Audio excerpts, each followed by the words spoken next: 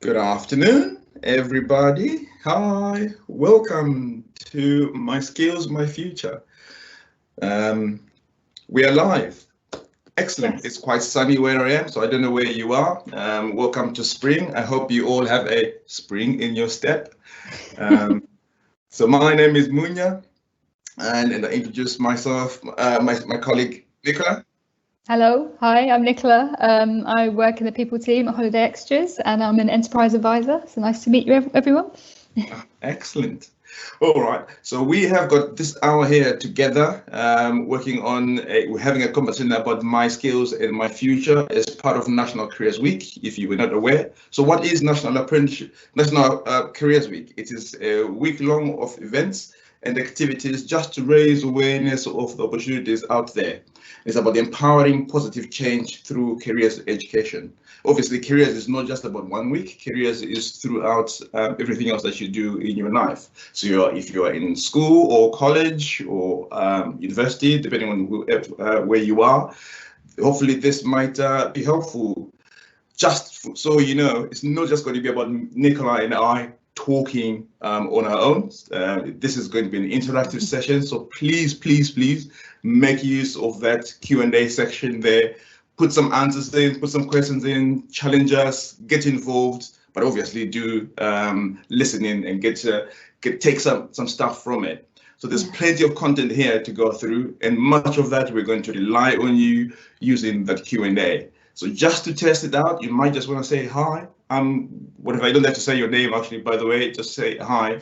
That'll be fantastic. So I will introduce myself and a little bit about what we do from my organization, and then I will introduce Nicola as well.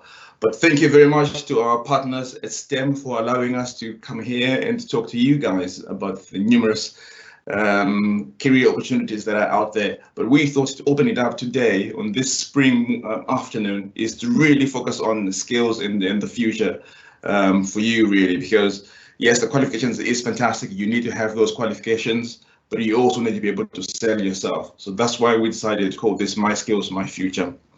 Okay, there will be a series of other events happening throughout the week, but Rosie will talk through those at the end of this slideshow. So I'm going to ask my glamorous assistant, Nicola, to go through the next slide, please. My pleasure.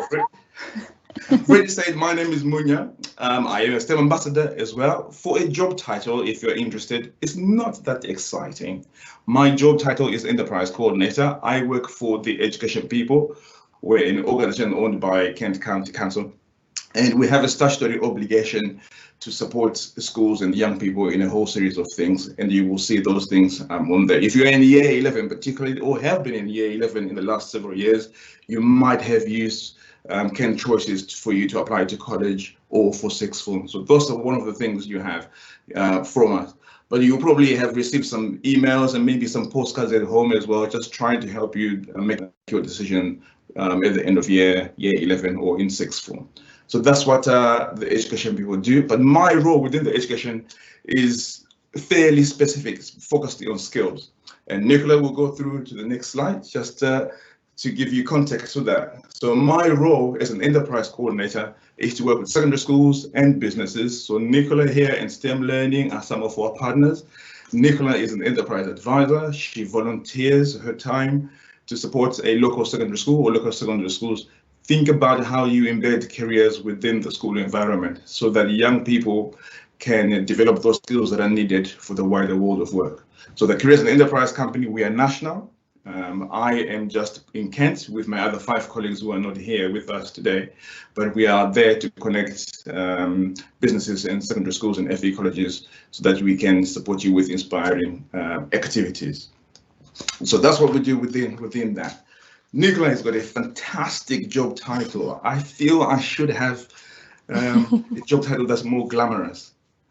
It doesn't mean much to many people, though. That's the only thing. So my job title is Employer Brand Specialist, which essentially is talking about how we communicate externally about what a great employer we are, but also my job is to make Holiday Extras a really great place to work. So if it's all right with you, Munya, can I go on to the next slide? Perfect. Excellent. That's a good segue. I love a good segue. Yeah, so like I say, I work in the people team, and my job is to make Holiday Extras a great place to work, along with a lot of people in my team and all the management and managers there. So before we go into the skills stuff, what I thought we'd do is just quickly give you an overview of Holiday Extras. We're going to be doing an exercise around some of our roles, so I think it'd be good to give you some context, but also just to hopefully give you an insight into who we are. So if you haven't heard of us, we're a tech and travel company based in Kent. I do have a map, which I'll show you shortly. We sell everything around the holiday, so all the extras around the holiday to make it the best experience it can be. So that includes airport parking, lounges, hotels and travel insurance.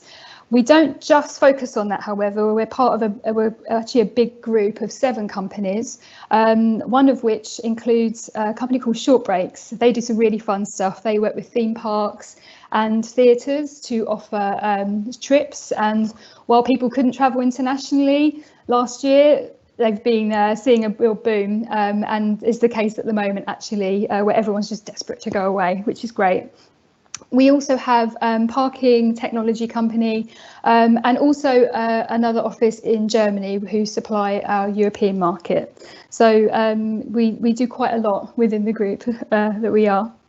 So I don't know where everyone is, but if you're a bit further afield, this is where we are. So we're in between Folkestone and Ashford.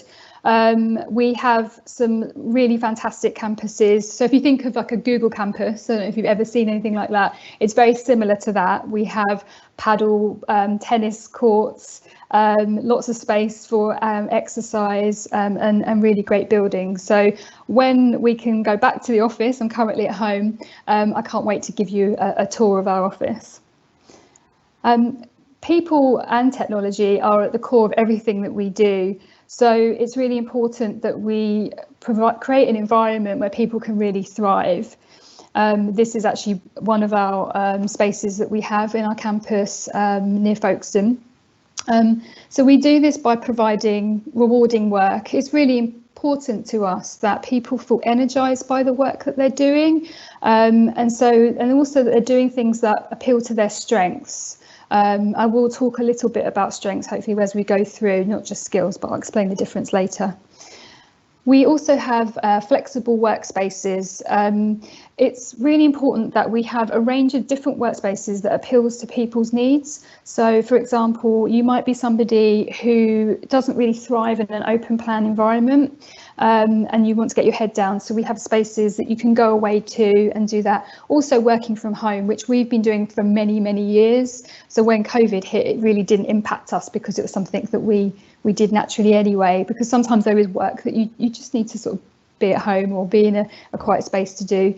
Equally, if you're collaborating with a team or you work better in an environment where you've got people around you, there's lots of open plan spaces as well. So it's about having that flexibility.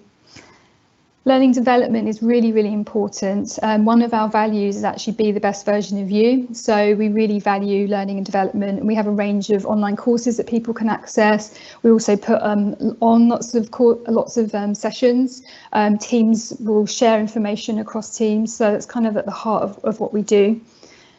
And also being connected as a community, especially in the last year. We're very lucky because we are a tech company. We have lots of different apps that we use. We use Workplace by Facebook to stay connected. It's like a company version of Facebook where you can share news, congratulations, information. And so it's really important that we stay connected in that way. And then when we're in the office, we do lots of events to bring people together as well, which is really important. So just to give you a bit of context, and I think it would be good to, if you can remember some of this stuff for later on, about the type of teams that we have. All of our teams are very interconnected, as you'll see, but most of them, because we are a tech business, are in the tech field, but we do have other teams as well, as I will demonstrate. So the first team is our tech and data team. So they will write code for our websites and our apps. Also, our data team, they look at a whole range of data, machine learning, AI, to predict our customer needs, which is so important now, especially. So our data team has really grown in the last few years, and that's an area that maybe 10 years ago we just didn't have the technology, whereas now we do, which means we have new roles for those jobs. The next one is products. So we have people whose role really is to make sure that all of our products are displayed on the website as in the best and easiest way for our customers. And they work very closely with the tech team to make that happen. I don't know if you've heard of these teams before. There's called SEO, Search Engine Optimization, and PPC, which is pay-per-click. See, I can't even say it. Those teams are responsible for making sure that we rate really highly in Google, whether that's in the paid advertising part of Google. So if you search holiday extras or airport parking, or even just like an organic search, there's people whose jobs it is to make sure that we're top of that list. And it's almost a little bit of a game that we play with Google to make sure that we get there. Again, very technical roles, which we probably didn't have, I would say, 15 years ago. So again, with the pace of technology, these jobs are created. The next up is our email team. They code and send out emails to our customers, our millions of customers. Again, a very technical role because it does involve so much code, but also because you're pushing out so much information and holding lots of information about our customers. So again, a really important team. And again, they all work together, these teams. The next one is our customer team. They are primarily on the phone, but we also have a team that will do live chat as well. They work actually quite closely with our technical teams, because if the website's not working and there's a problem that needs solving, they need to know about it. And usually we'll find out via the phones by the customers. So that role is really pivotal and almost like our front line of our business. They also help our customers select products and services as well. Next one is partnerships. So we work with a lot of partners like the airlines, EasyJet, for example, and travel agents to help them sell our products and to give our customers the best trip. So they work a lot with those partners to establish those relationships. And operations, which includes people team, which is what I'm in, finance, IT, we're kind of the backbone to everything. So we're very much part of the business. And finally, marketing. There's a lot of fun jobs in marketing. You get to be a videographer, or you can work in social media.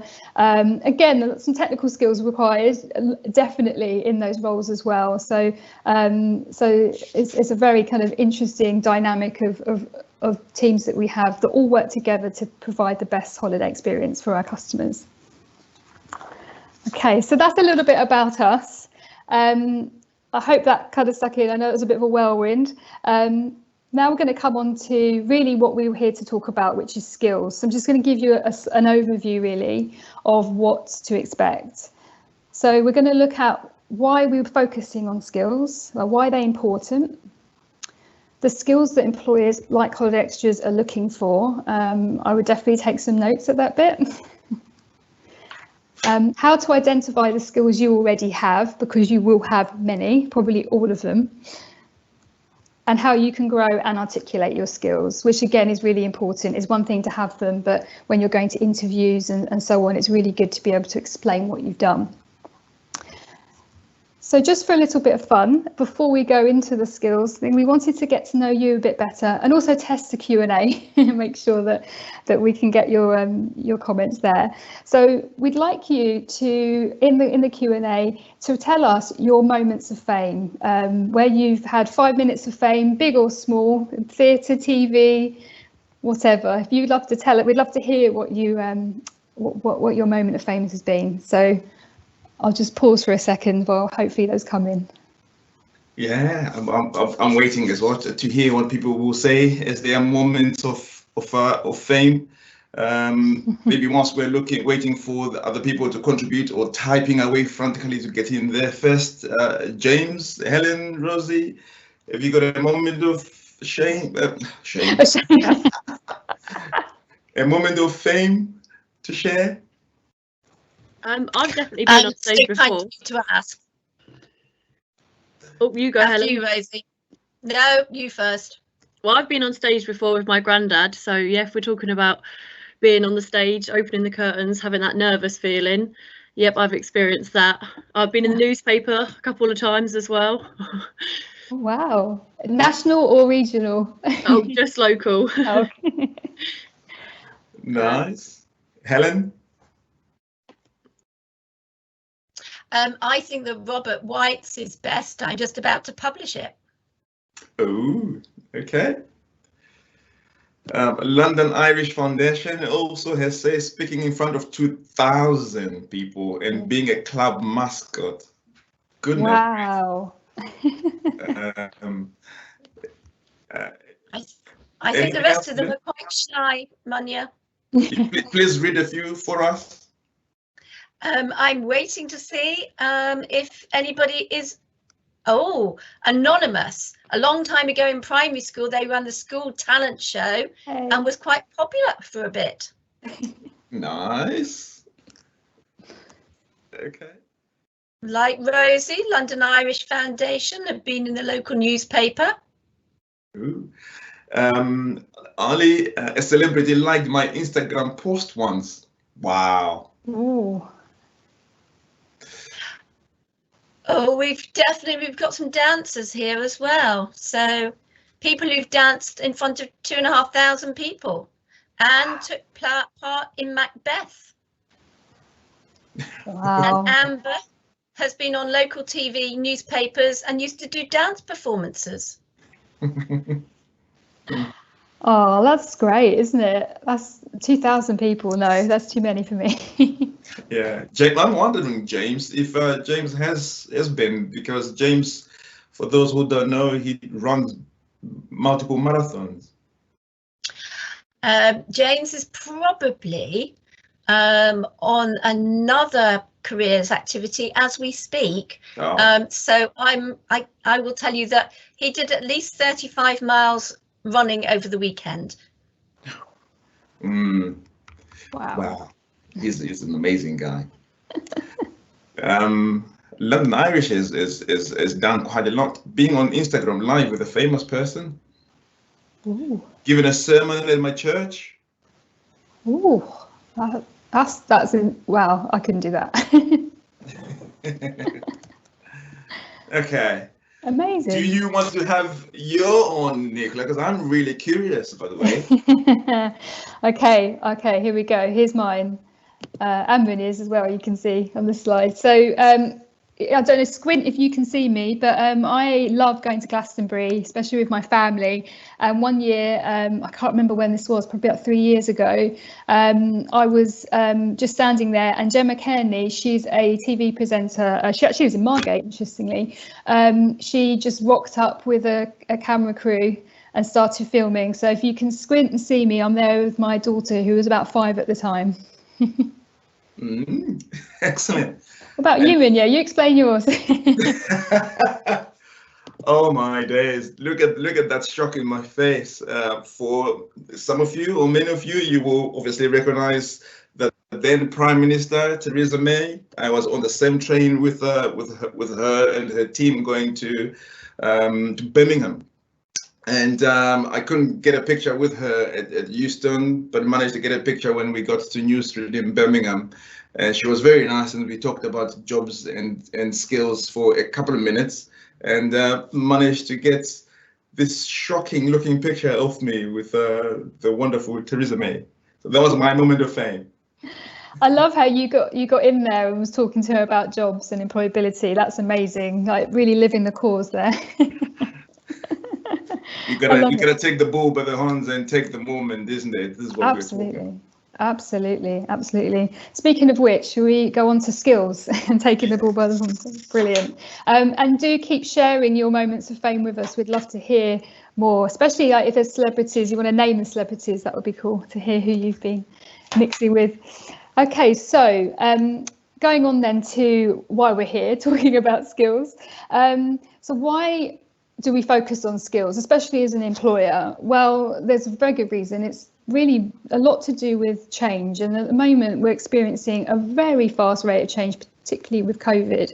So in today's economy, really change is a constant is what we should expect. And that's in terms of technology, the type of jobs that are available, jobs that we thought we would have for years are changing. Jobs that we didn't even know existed a few years ago are now prevalent at Holiday Extras. So how do you keep up if jobs keep changing?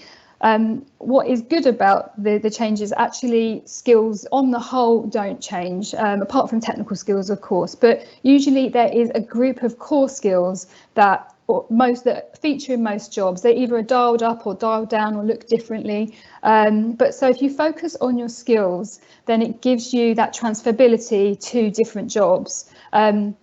I did another talk a few weeks ago. I was talking about career paths, how you move around in your career. And it's fair to say most career paths are kind of like wiggly lines that go all over the place, because you might start in one place and then go into another role and do something completely different and move around. But what keeps you going through that career path are your skills.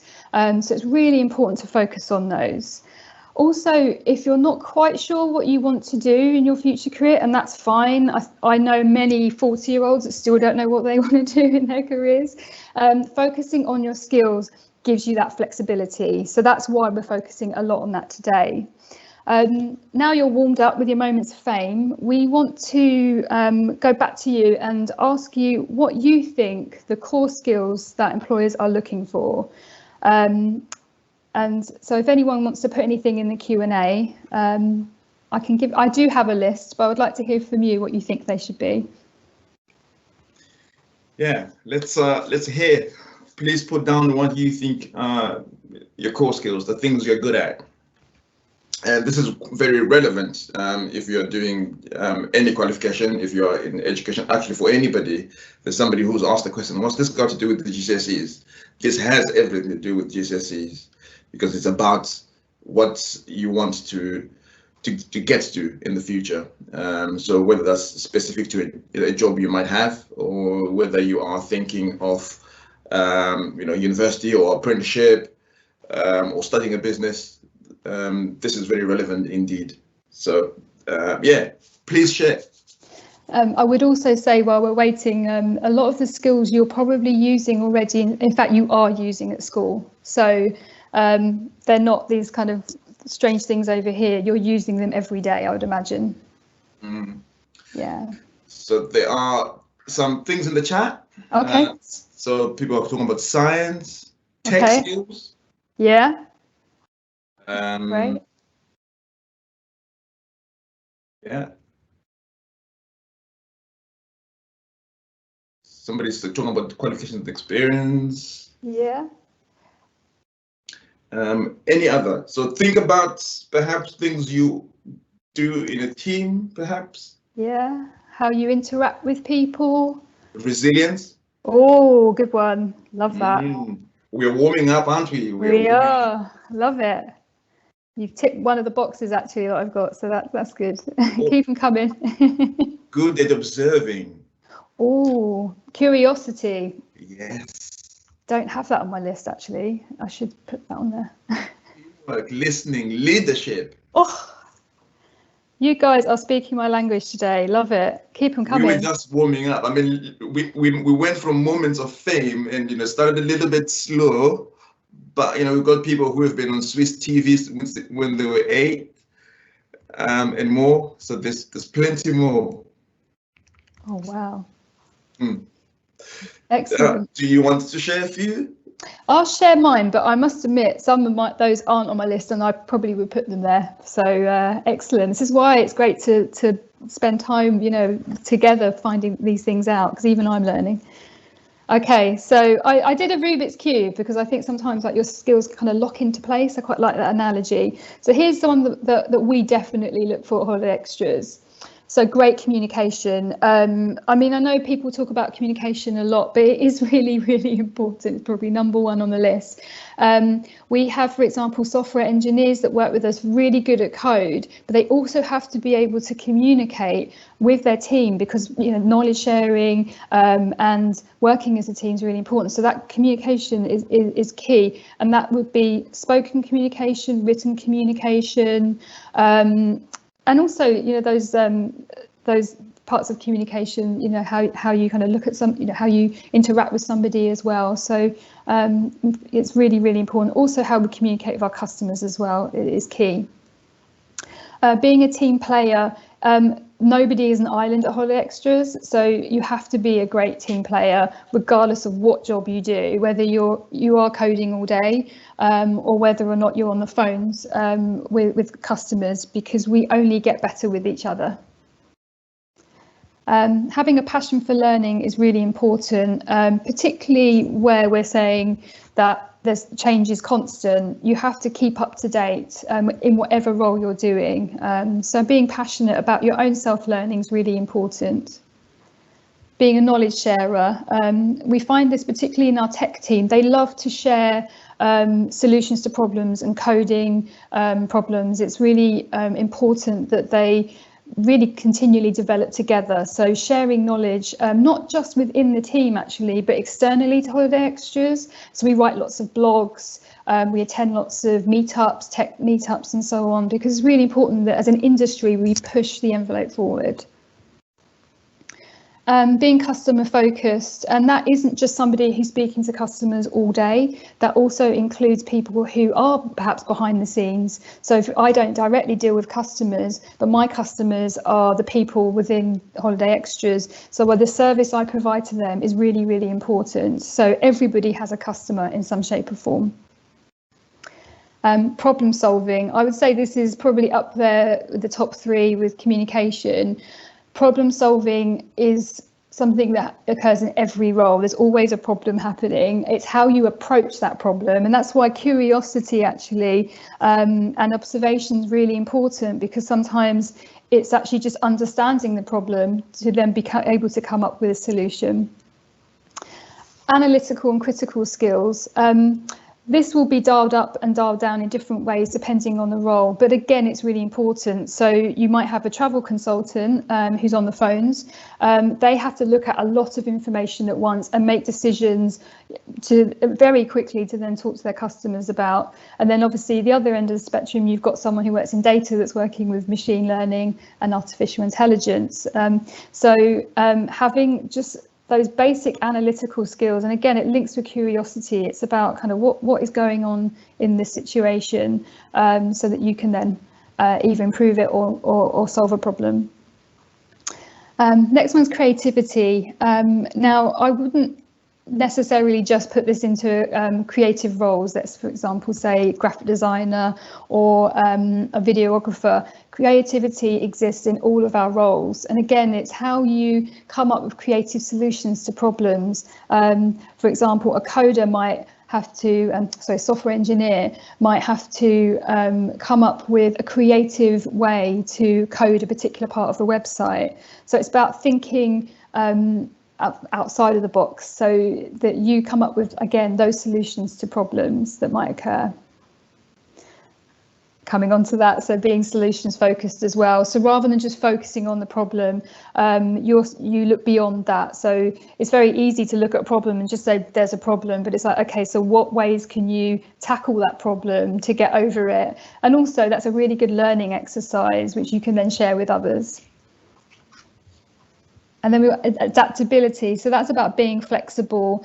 So I think especially in these kind of modern times, being flexible and really just being able to pivot what you do, or if you're coming in, let's say 9 o'clock in the morning, you think this is what your day is going to look like, and then things come in and things change. That being flexible and being able to go with that is really, really key. And somebody already said resilience. So resilience. So particularly where you might be coming across problems. I mean, most jobs have problems, but it's about how you respond to those emotionally so that you can overcome them. So there's quite a lot there. I didn't include leadership, but I definitely think, you know, that's an important skill, particularly if you're a manager, but also you might be leading projects or things like that. So yeah, those are my lists. Munya, have you got any that you'd add on there?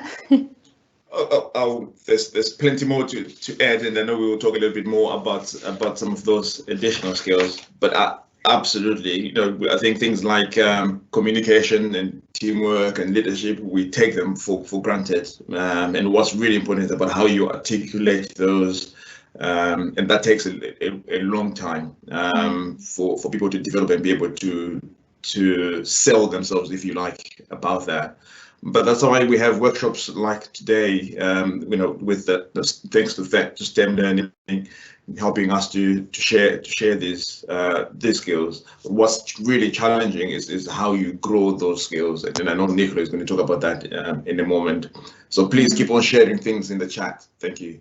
Yeah, the other thing I would say as well is that just because some of these things maybe aren't your strengths doesn't, you know, so some people will be great communicators, but it might be the analytical side of that they might struggle with. So, you know, you're not expected to be brilliant every single one of these things, but it's about having awareness that this is the type of skills that we're looking for. But for example, you might love, I mean, taking leadership as an example, you might love leading a team and you might be really good at it. So how can you grow that strength rather than focusing on maybe things you're not quite so good at? How can you grow that strength so you're amazing at that? The other stuff will follow. You know, I'm not great with an Excel spreadsheet, but I get by. But it doesn't stop me doing the rest of my job. So but yeah, so just to bear that in mind if you're thinking, oh, hang on, I'm not great with this, or, you know, that's not me. We all have our strengths, don't we? Yeah, it's also fair to say, you know, if you're working in a team environment, your own skills will be supporting other colleagues and vice versa. So there is an acronym actually. So that word team is an acronym. I'm not going to share what it is for now, but we'll go through maybe one slide. So if anybody knows the acronym for team, TEAM, put it in the chat, and I'll come back to it after the next slide. Cool. Okay, so going on then, like Munya said, to how can I grow my skills? So it's like, okay, you've told me these are the skills that, you know, if I have these skills, they're transferable. You know, generally in like every role, this is what we kind of look for. What I would say is the best way is just to practice. It's like anything in life, you know, you can't, a lot of this stuff you can't just learn from a book. It's about how do you put them into practice. Now, I know it's very difficult at the moment, particularly with COVID, where opportunities aren't as open as they might have been. But if you can get it, things like volunteering, paid work are great ways to grow your skills. Volunteering in particular, it might not be things that you expect that you want to do, but even if you're doing volunteering, you can learn great team skills, communication, problem solving. There's all sorts of things. It might not be the career that you want, but it's giving you a platform to be able to practice your skills, so that when the right career comes, you've already done that work in perfecting your skills. Like I say, paid work if you can get it, and age appropriate, of course.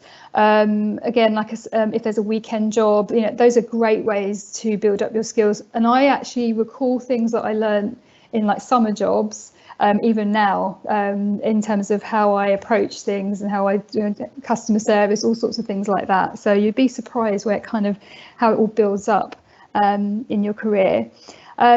The other thing you can do in absence of those things is if you have a particular strength or skill. So for example, coding, if you want to learn how to code, you can build your own skills up by using what you have available, so online courses. So for example, there's something called Code Academy, which is an online platform where you can learn how to code. There's lots about there, so if you want to be a videographer, YouTube is your friend. It will give you all of the information that you need. You just need to go and find it.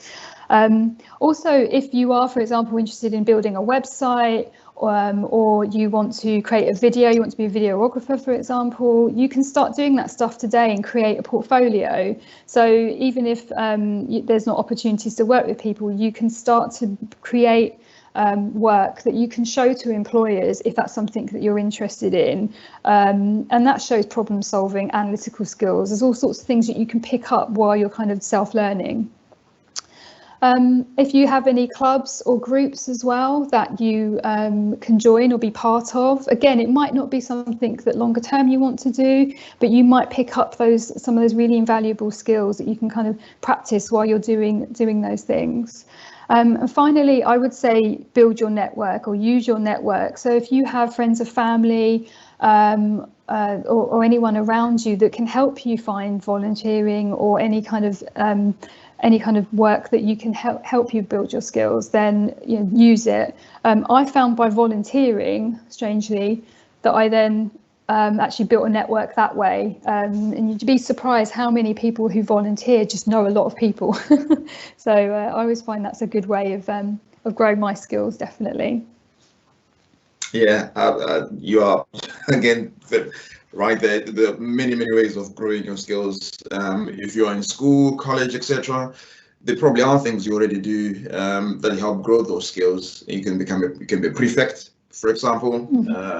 That's it's straightforward. There are after school clubs or break time clubs that you can help with. In my days, you had library monitors, for example.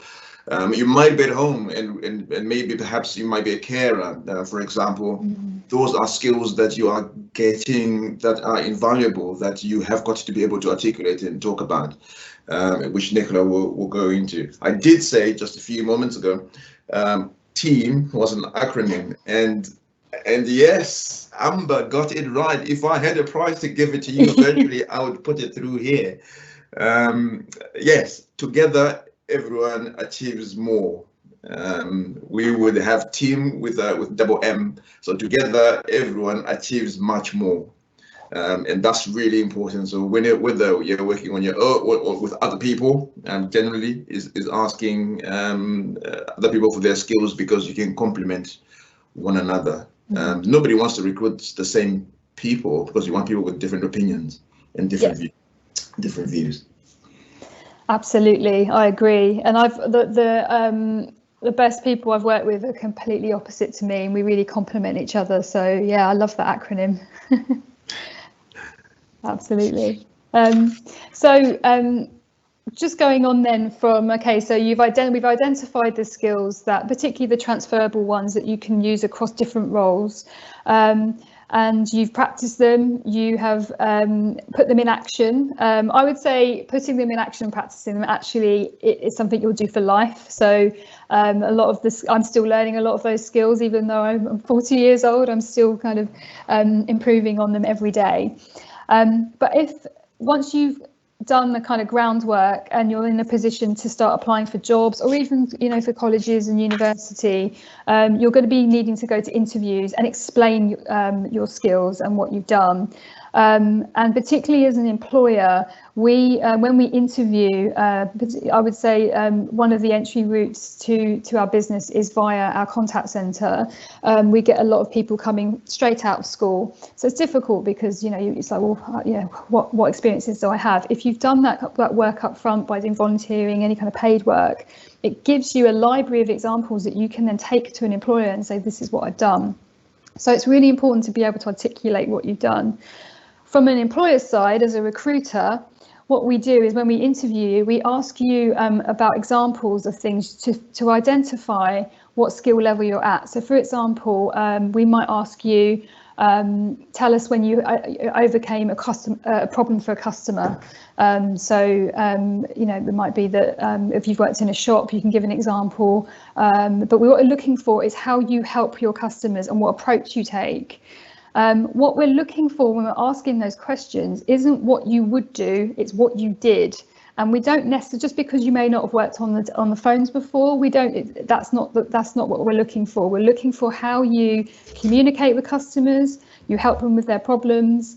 So when we're asking those questions, it's really important that you tell us what you did. And I think for any interview, for any job that you may go for, always have up your sleeve a library of examples of things. So say, for example, if you've done some volunteering and you came across a problem, maybe it might even be working with a colleague while you're doing your volunteering, and you had to kind of adapt your approach. Those are really valuable examples that you can take to an employer and say, this is what I've done. So as you're putting your skills into practice, do make a note of all of the things that you're doing so that you can remember for interviews. To help you, there's a really good technique called the STAR technique. So if you're thinking, gosh, how do I start thinking of examples that I can go to for an employer, then this is potentially something to think about. So let's take that question that I might ask somebody, which would be, tell us when you solved a customer problem. So situation, describe the event or situation that you were in. So give the context, talk about the customer. They might be an angry customer. First of all, that's the situation, and why did they get angry, and you can explain those things. And then task, explain the task you had to complete. So what was it that you did to help them overcome that customer problem? And when you go into the action, so describe the specific actions that you took to complete the task. That might be that you, for example, that you offered them a refund, or that you took their details and then you found out the information and you came back. So be really specific in what you did.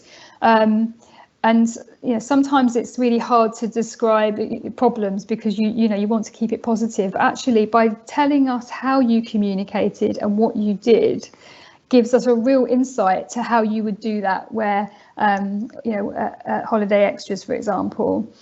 And then you finish off with the results. So close off with the result of your efforts. How was the customer at the end? I mean, sometimes you can't please everyone, but at least it shows that you have gone through a great amount of steps and you've taken a good approach. I mean, if the customer's delighted, that's all the better. So just end with that result. So if you just think through those different STAR techniques in terms of how you can structure your example, then that's really helpful. You can also Google online quite a lot of the time. They have sort of generic questions that employers might ask. So if you're thinking of what example should I bring, then you can sometimes, so it's usually a problem you've overcome, how you've worked well on a project or worked with a team member. There's quite kind of generic ones. So you can always have a list there for your interviews. So, is there anything you want to add, Munya, before we go on? Only that, yes, that reinforcing the story you just mentioned, that people like, it's about the stories, people like stories. Yeah. But by story, you don't mean, a 700-page document. Necessarily. No. It's be punchy and have that STAR model. And that STAR model is used in interviews and more anyway. So absolutely, a situation, a task, and the action. It just shows you the process. Yeah. Of what you're talking about. Yeah. So yes, absolutely.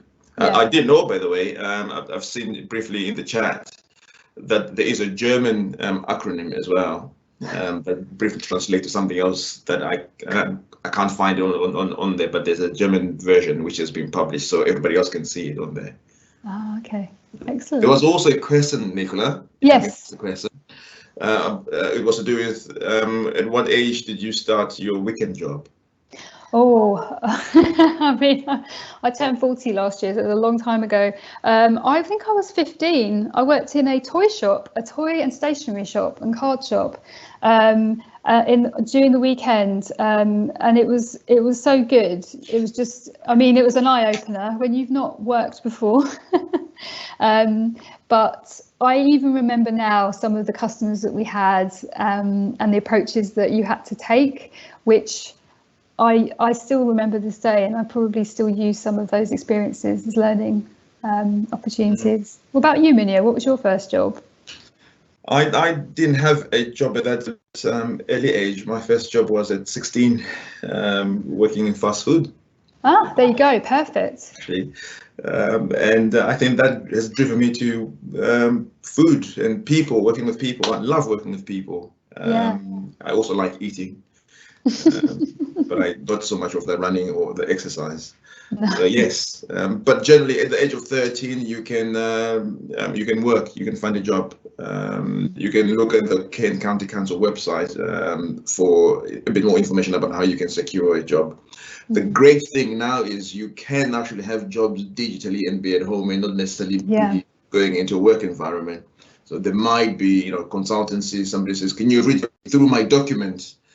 That's actually a job. So proofreading, for example. Or the creativity that you were talking about earlier, Nicola, can you create a website?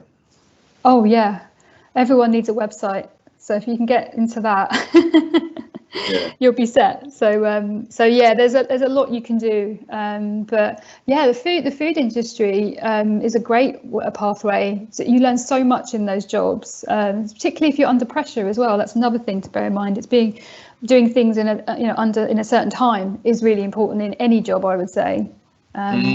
Speaking of which, I should probably wrap up or move on with time. Jordan says talent wins games, but teamwork wins championships. Absolutely. Right. Okay. Yes, I'm conscious we have to move on quickly. We do. But it's okay. We can wrap this up. Okay. So we're going to now do something a bit fun, focusing on some of the jobs and skills in holiday extras. So, like I mentioned to you before, we work with some of the biggest theme parks in the UK to offer short breaks to our customers. So we've got a little exercise for you now to get you thinking about the type of skills and jobs that sit behind that. So. It's a bit of a visualization. So lockdown, if you imagine, is over. Yay. You and your family want to go to a theme park in the UK, and why not? As avid thrill seekers, you want to go for a number of days. After searching, you land on Chessington World of Adventures, a theme park who Holiday Extras partners with and we handle all their short breaks bookings. For us as Holiday Extras to partner with Chessington and create a brilliant short break, what type of roles do you think might need to be involved when developing this short break? So what kind of roles do you think would help create that short break? If you can put in the Q&A. Yeah, I'm sure many people have been to Chessington here or their other rivals. But yeah, what sort of roles do you think would have been involved in creating this package? So if you can remember, sorry, Munya. Go ahead, Nicola. If you can remember the slide with all the teams that we had on there, particularly some technical teams and so on. And many others. Yeah, just throw some out there. Yeah. It's quite timely, isn't it? The lovely weather now, making me think of going on some crazy rides. Yeah, but I think so somebody's saying communication and partnerships. Oh, yeah, okay. Yeah. So roles associated with communication and partnerships, yeah? Yeah. Any other ones that are coding? Oh, yeah. I have got a list, but I'm making a list just so that I can match them up. Yep. Yeah. I'm looking. Customer service? Yeah. I think somebody read through the slides. I think they have, haven't they? Booking services? Teams? Yep. Fantastic. Marketing? Oh, you've basically just told me the answers, which is great. Thank you so much for. If you've got more coming in, let me know. But that's amazing how you've come up with those, because that's essentially what we put in here. So we've got marketing, so how that goes out to our customers, how they know about the short breaks. Customer services, so if people are calling through on the phone lines to book, but also online. Software engineers, so coding, that's really important because that's how people mainly access those short breaks is via our website, so that needs to be tip-top code. Product owners, so in terms of how it's displayed and how that information is accessed, and operations. So again, that would be all of the teams that sit behind that. But so someone said booking teams, so I would probably count that as customer service sort of operations. And partnerships actually isn't on my list, but that is really, really important because we do partner with those theme parks. So making sure that relationship is amazing is really important. So well done. That's a great contribution there. So just going on from that, then we're just going to quickly look at the skills behind each of the roles that we have here. So starting with travel consultant. So a travel consultant will take phone calls from our customers, they'll take bookings, they'll recommend them new products, they'll also help with problems as well. So if you could just have a think about, maybe I'll make a note or put them in the Q&A of the type of skills that you think that that somebody on the phone speaking to customers, taking bookings would need. And then a different role that we're going to take would be a software engineer. So again, think about the type of skills. If you think about the skills we talked about before, type of skills that a software engineer that might need, thinking about what they do in their role to offer that short break. So first of all, if anyone can tell us what kind of skills you think a travel consultant would need. Patience. It came quite quickly, yeah. Did someone post that? Or was that yours, Munya? Yes, no, that's somebody. Jordan said patience. Oh, thank you, Jordan. Absolutely. Absolutely. Patience is definitely, I don't have that on my list. You guys just need to do this presentation because you're amazing. Any more that you think a travel consultant? Listening, computer science, social skills. Oh, yeah. Yeah. Those are the ones I've got for now. Patience and calm again. Calm. Calm, yes, absolutely. Although not all our customers buy it. Okay. So yeah, these are the main ones. So customer care, communication, obviously, team working. Team working is really important because you have to stay up to date with products, and sometimes you can read things, but also just talking to your team and checking in, particularly if you have problems as well, because you might need to speak to different teams. And then obviously problem solving is a major one. So these are, I would say, the kind of top skills that you would need. However, you probably will need all the others as well. It's just that these are probably the main ones that you would need to focus on. So yeah, definitely for a travel consultant. What kind of skills do you think a software engineer who's coding the website for people to access that short break, what kind of skills do you think they would need? Jordan again has put in here, probably struggles between the previous one and this one. Problem solving was one of those. Yeah. Well. Yep. Sales from the other one. Sales from the other one. Yep. Absolutely. Yep. So being able to sell products and recommend products is really, really important in that previous job. So if you think about a software engineer who's coding, code for the website, making it presentable and accessible to customers, what kind of skills do you think they need? Somebody has put in good coding and calm if you get something wrong. Ah, yes. I think for a software engineer, it's a little bit harder to identify the skills sometimes because it's just knowing what they do. But it's really similar actually to the customer service job, but just with in a different way. So obviously they need analytical skills. They need to make sure that the code works. If there's one thing missing in the code, then it can break pages. So being really kind of analytical, and that is part of the kind of good coding. But it's not just about being able to code, it's actually being able to kind of look at data and information and see where the problems might be. Being solution focused as well. So if a piece of code isn't working, how are you going to find the answer to get that code to work? It could be that you have colleagues that you can talk to, you might have resources that you go to, you might be keeping up to date with your knowledge in certain places. So it's just like, how can I find the solutions to these problems? Again, and I think being a knowledge sharer is really important because there are so many lines of code and it's not easy. So being able to share knowledge is really, really important, so that you can be solutions focused. Is there any more, Munya, on there, or shall I just do the last one? I haven't got any more, but Helen has put in a really interesting conversation to be had here. Is sales, as in somebody else has put in sales. Is this a skill, or is this something? What skills do you need for you to sell something successfully? So sales in itself isn't necessarily a skill, but what do you need for you to become a good salesperson? Wow, I mean, definitely communication, and in those charisma. Yeah, charisma. There's interpersonal skills, but I would actually say in sales, you need to be a really good listener. And some of our best salespeople are people that listen and understand the customer before they even start talking about the products. So so it's a two-way thing. And then just to finish up, the software engineers won't come as a surprise, but yeah, problem solving, we've already had that.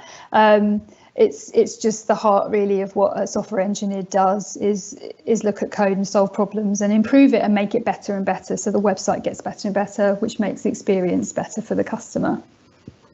So yeah. And what's really fascinating with these two jobs is they might seem very different, but the skills are very similar. Yes. And therefore that need for that teamwork is really important, because you need to understand the roles that other people do for you to be able to produce a viable product for your service. Yeah, and our tech team in the past, they've really they've created a lot of opportunities for all the teams to talk to each other, because it's really important that so, for example, if there's something that's not working on the website, for the first people to find out are our customer service team. So it's important that tech team have a really good relationship with them, so that they can find these things out quickly, and also so that the team who knows who to go to. So absolutely, you know, just because you're coding all day doesn't mean you don't need those other skills. Okay. Well, we've got a couple of slides, and then and then we're done.